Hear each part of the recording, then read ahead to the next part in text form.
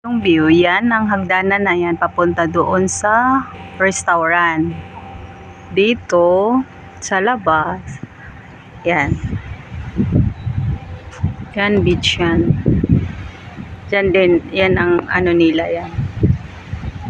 Pagka dating mo dyan ka pumunta, tapos receptionist dyan. Yan.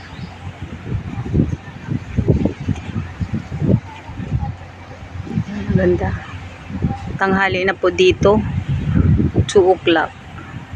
Yan, dyan kami kanina nag-snorkeling. Kaso lang, saglit lang kami dahil may ano daw, may jellyfish. Ngayon daw, raining season, may jellyfish. Kaya saglit lang kami. 20 minutes lang kami nag-snorkeling. Ito yung ganda dito. Nakita nyo ang ganda, green na green lahat ng puno. Ganyan po ang mga room dito. Tapos doon sa dulo may swimming pool doon. Yan, ang ganda. Tapos papunta na kami sa aming room.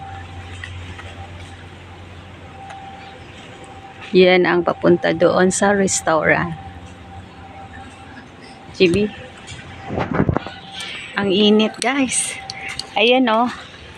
Coron Palawan bird net. Yan siya. Tapos may ganyan sila. Pag halimbawang may tenants darating, yun ang maghahatid sa mga gamit. Yan si Kuya. Ganito po gaganda dito oh. Ganda dyan. Yan, pinakita ko na yung kanina.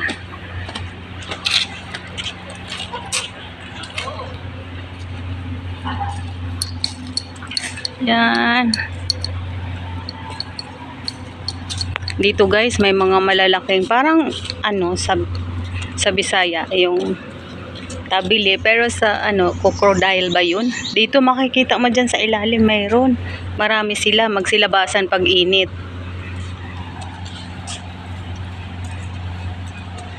Yan. Ganito, ito yung kaganda. Yan, room. Ito yung room namin. Yan, may hagdanan. Bawat room may hagdanan. Dito sa taas.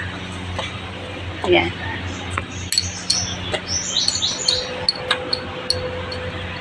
Ito yun, may terrace sila. Lahat ng room dito may mga terrace yan.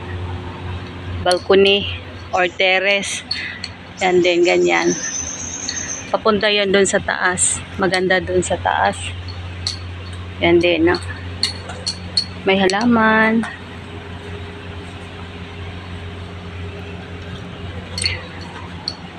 Ito yung balcony.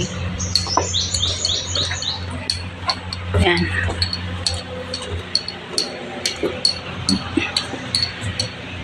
Tapos pag gusto mong marami kayo, may mga kaibigan kayo dito, magtambay. Gusto mong manigarilyo, pwede.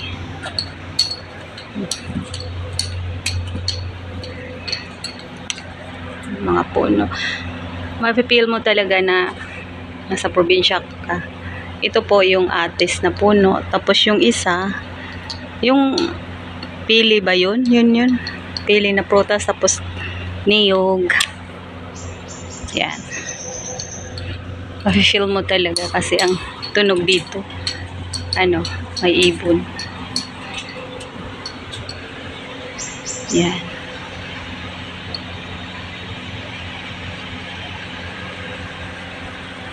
May mga puno. Okay. Ang ganda dito guys. Kaya pag kayo gusto nyong pumunta, punta na kayo. Ito yung room namin. Ayan. Okay guys, bye. See you next week. See you later. Bye.